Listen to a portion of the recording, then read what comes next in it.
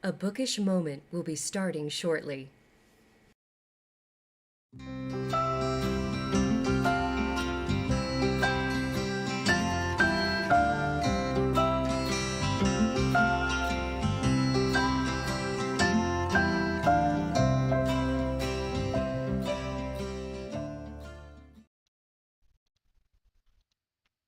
And we are live. Hello, everyone. Welcome to A Bookish Moment. I am one of your hosts, Sarah Burr. And I am one of your other hosts, JC Kenny. And hey, Sarah, it's a gorgeous afternoon here in central Indiana, so I think it's time to get bookish. The perfect time to get bookish. And today Yes. we are delighted to be having a moment and sharing a moment with the wonderful Grace Topping, who has joined Woo! us here today. Grace, welcome. We're so delighted Thank to you. have you. I know that you have seen a couple of our shows in the past, and it's great to have you here talking with us today. For our viewers who may not be familiar with your works, why don't you go ahead and just introduce yourself? Well, thank you. And thank you for having me here today.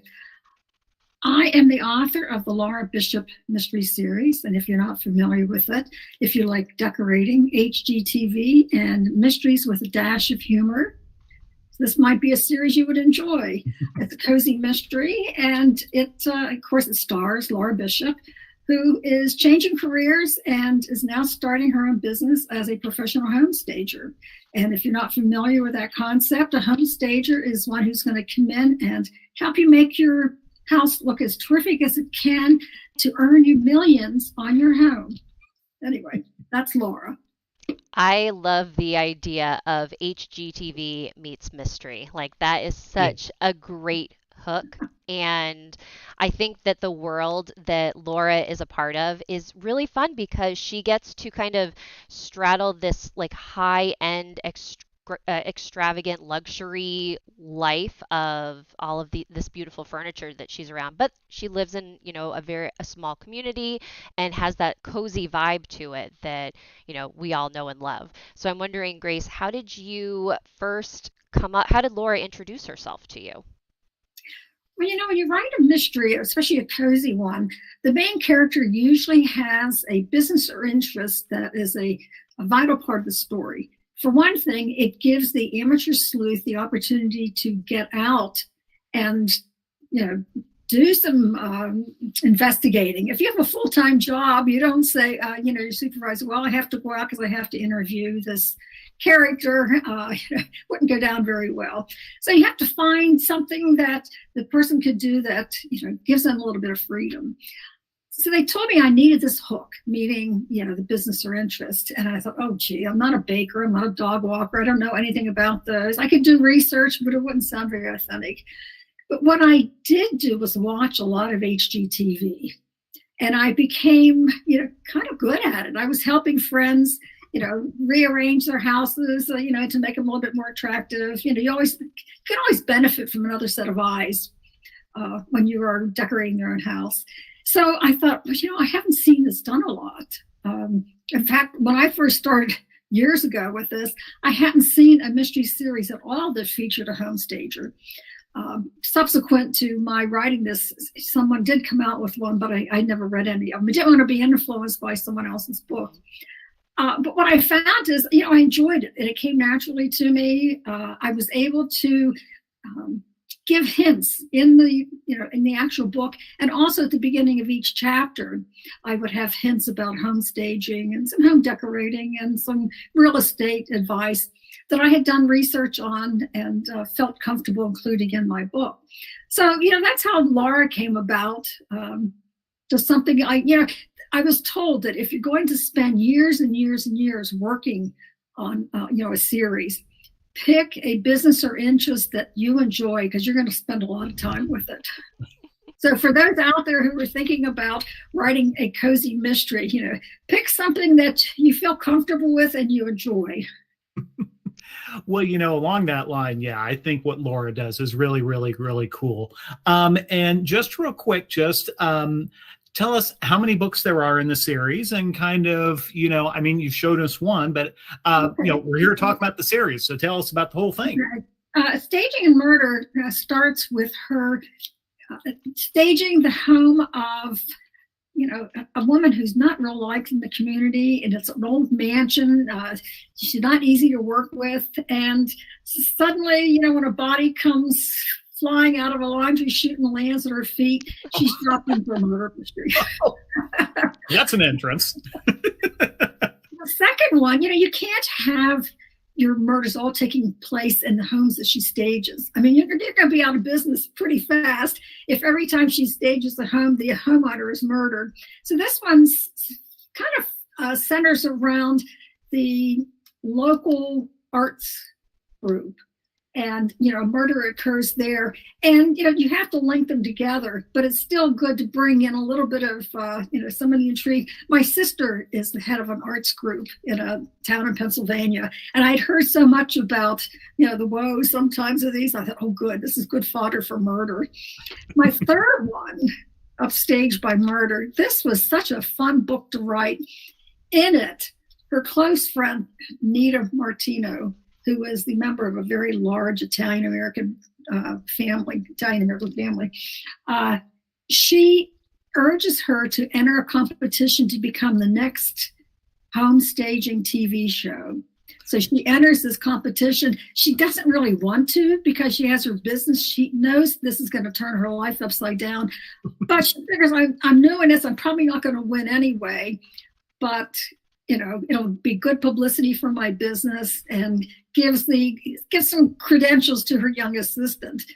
But of course, it's a murder mystery. Someone is murdered.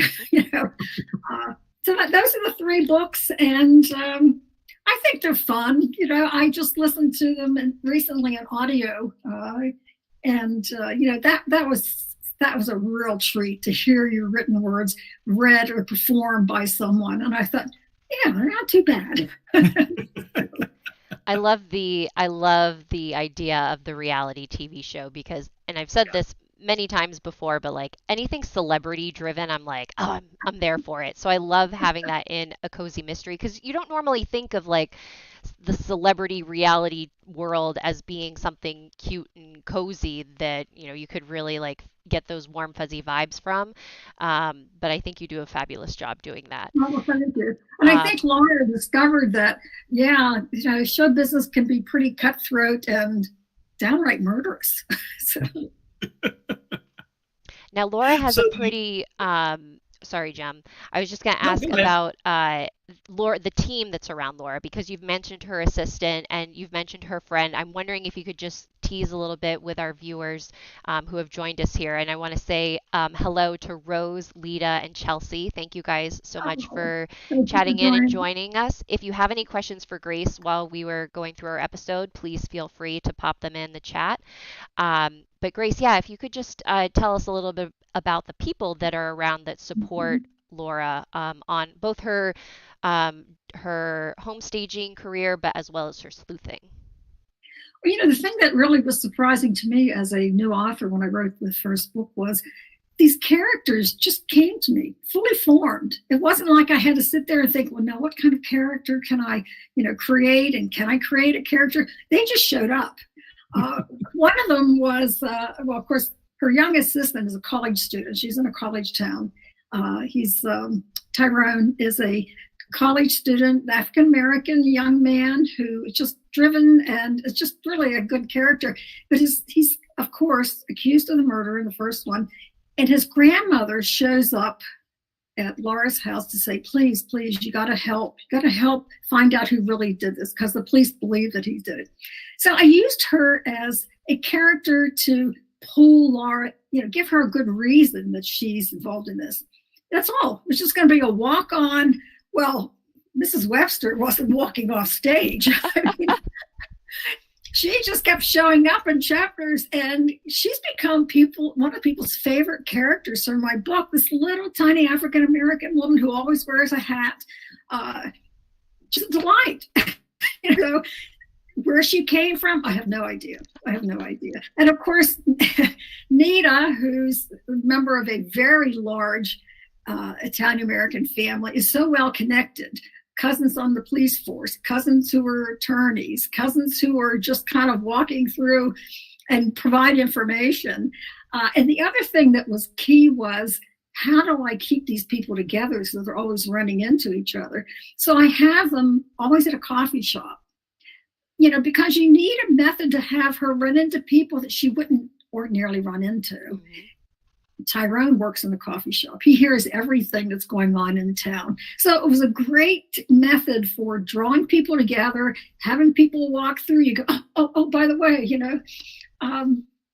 so that's just about her world. Some of the other people is Warren Hendricks. He runs the local funeral home and is the director of the local community theater, he's a character. When a body shows up at his funeral home, he kind of takes a little delight that he's suspected of the murder, even though he isn't. It's like, he's a director of a theater. He's kind of in the field of the dramatics, So there's always interesting people that kind of walk through. So, one of the things that I think in talking about the people and after 3 books, you've got this whole wonderful, well-developed community. One of the things we often talk about in the cozy mystery world, I think especially, but also the amateur sleuth traditional mystery genre also, is how your amateur sleuth, in this case Laura, gets along with the local police department and the local investigator. Can you talk about how that relationship works and that dynamic works in your books? When you asked me about the main characters in my book, I totally forgot about Detective Spangler, who just has a little zip. There's just a little hint of romance, because she, she's a widow. She wants nothing to do with romance. And frankly, I didn't want to write a romance. I just didn't know that I'd be any good at it.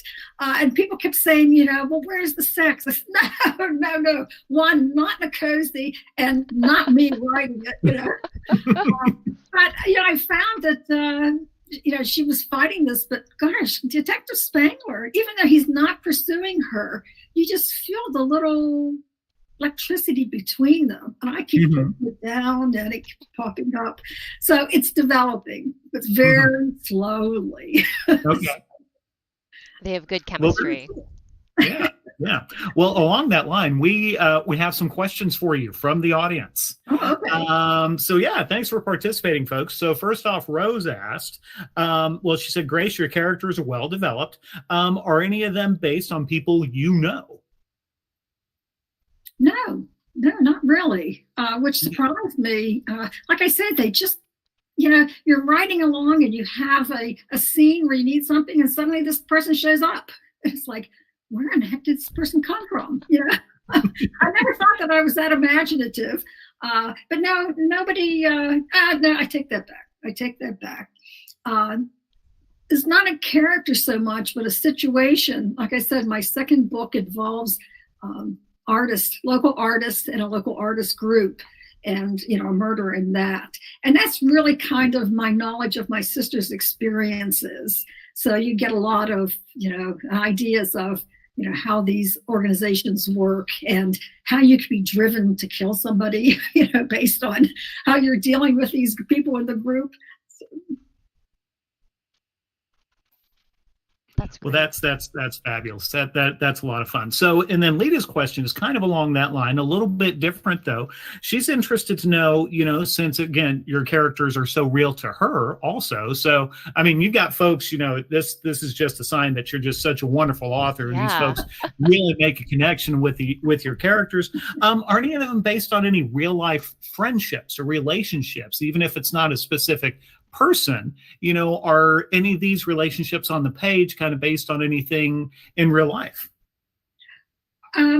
It's funny you say that. My sister, when she read my first book, of course, she was one of my biggest fans and would read a chapter and then send me back questions. And she would say, did this happen to you?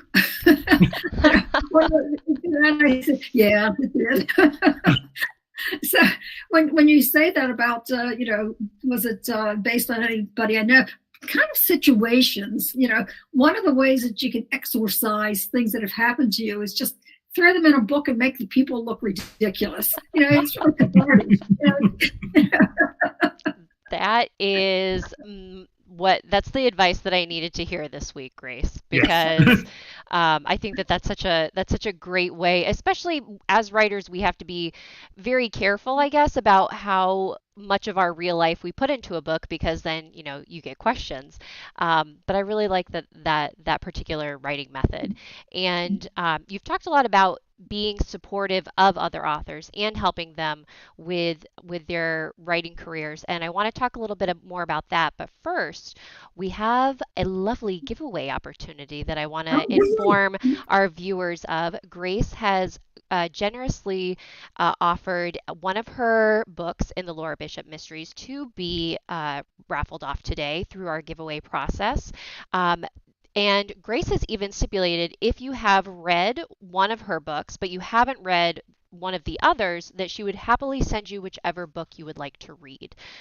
So I'm just going to go ahead and display her gorgeous covers that she has for the Laura Bishop Mysteries. I mean, these are just stunning to look at. As somebody who likes to work with book covers and designs, like, I love Grace's books because they're so beautiful. But the magic word for today's giveaway process is, Grace, would you like to say? Decor. Decor. So go ahead and make sure you are logged into our YouTube chat. Put the word decor in the chat if you would like for a chance to enter to win one of Grace's books. And we will draw our winner at the end of our half hour, which is rapidly going by. These moments, they go by so quickly. So Grace, tell us a little bit about the work that you've been doing. So you have your Laura Bishop Mysteries, the completed series of 3 books, but you've been doing a lot of work with other authors and helping them, by reading manuscripts, promoting their work. Care to share a little bit with our audience what you're doing in that spec? One of the things that helped me along my career was the help I received from other writers. And I would not be published today if it had not been for friends that I met through Sisters in Crime, going to Malice Domestic Conference and meeting some of these people, and having people say to me, "Oh, what's your book about?" And I would say, and they'd say, "Well, send me the manuscript. I'll read it. I'll give you feedback." Or, "Here, this is my agent's name. Contact her and I'll put a good word in for you." It is a wonderful community. Writers, mystery writers, I should say. I don't know about the other areas, other genres, but they do a fantastic job of supporting each other. And I once heard someone say, "For me to succeed, you don't have to fail. I don't need for someone else around me to fail so I can succeed." Unless you're nominated for an award, and then of course you hope the other 4 people fail so that you get it. But people have been so helpful to me. So I get so much pleasure out of promoting other authors, and if I can, that I've read their books and enjoyed them, I can say, I don't review them online, but I'm happy to conduct an author interview through Writers Who Kill, a group blog I belong to. I've also read and given feedback to some authors who have had the good fortune to go on and have their books nominated for awards. And it gives me some pleasure that I had just a tiny bit, I don't want to say credit, but I had some dealings with their wonderful book. And so that gives me a lot of pleasure. And it keeps me still linked in with the mystery writing community, whether I'm writing and publish a book or not. I just feel like I met my tribe. And if I could just say quickly, I have to tell you, I went to my first Malice Domestic Conference, which is a conference for fans and writers of traditional cozy mysteries. I went because a friend begged me to go with her because she had been asked to come to support somebody else. And I thought, I didn't even know what it was.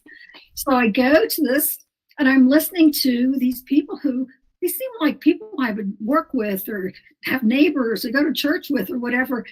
And I thought, gee, they could do this. Maybe I can do this.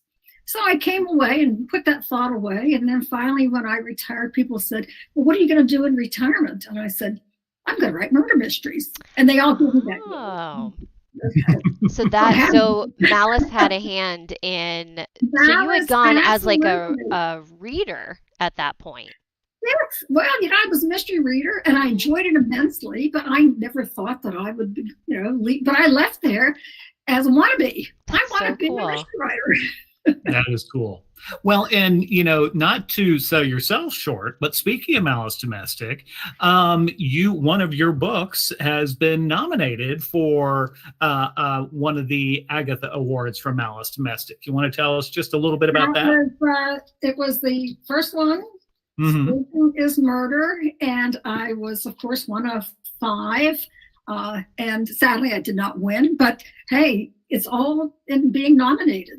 I mean, that you take, you carry that through life now, whether you win or not. I mean, I was delighted because I was nominated at the same time as Connie Berry was. Our books, we have been friends, exchanging manuscripts for years, and we both were nominated for our very first books that came out within a month of each other. Oh, wow. And so we were delighted for each other. Well, she has just been nominated for an Edgar. Oh, wow. Their most recent book, so you get so much pleasure out of what your own self, obtain in this field by nominations or whatever, but also with your friends, seeing them succeed. So I would very much agree that the mystery community is the mystery writing community is ever so supportive of each other and all around a great group of people. Especially all of the folks who have joined us here on the Bookish Hour, who have been a part of the mystery writing community, so much so that we've started our Bookish Moment series. So it's really, really exciting. And Grace, I think that you've really said it beautifully that, we're all here to support each other. So that's a very wonderful message. And we have another question from Lita. She would like to know, how do you write? Do you carefully plan and plot each book, or do you write by the seat of your pants? Well, I was a technical writer for years before I became a program manager. And so, very methodical, step by step. I needed to know, all the steps involved. I wrote procedural guides. So when I first decided to write a mystery, I took an online class through Northern Virginia Community College on writing a mystery. And that was very methodical. They talked about the 9 steps, or 9 key checkpoints in a mystery. So, this is how I think. This is great. So I came out of that class with an outline for my books. And then I just sat down and wrote one chapter after another. I knew exactly where it's going. But I'm a map follower. I want to know, how do I get from point A to point B? My second book, I wrote the last chapter first because it was in my mind. I knew exactly how I wanted that book to end. And when you already have your characters, formed, and your group, and you have the idea of who committed the murder, and you can start anywhere. You could do any chapter. So the idea of just sitting down and just writing a book and think, well, what's going to inspire me today? I couldn't do it. It probably wouldn't be any good if I did. I want to know step 1, 2, 3. I want to know when I start who the murderer was. And that may change. None of that outlining is, carved in stone. But like I said, if you can write the last chapter first, then you've got a pretty good grasp of your story. I wonder I think that's like a really very methodical way of approaching writing. And I think I did that once for the books that I've written. And by the time I got to the end chapter, I was like, I need to reread it. So I admire that you were able to stick to your message. There's a difference between someone who outlines and writes by the seat of their pants. The outliner spends hours, maybe with pen and paper, or just outlining. They're going through all that thought process and just writing it down, 1 or 2 sentences, the skeleton of their story. The pants are kind of doing the same thing, but as they go. So we each come to the end point, but if you can do it by the seat of your pants, good luck. Maybe I should try it someday. Well, kind of along that line then, Grace, unfortunately our time is running short, but what if you could give folks listening in now live, or if they're going to catch us later, What kind of piece of advice would you give to Grace when she was at that first Malice Domestic as a fan thinking about writing? Learn your craft. If you're weak in something, maybe your grammar's not really great, then get yourself a grammar book. Elements of style, something you can study.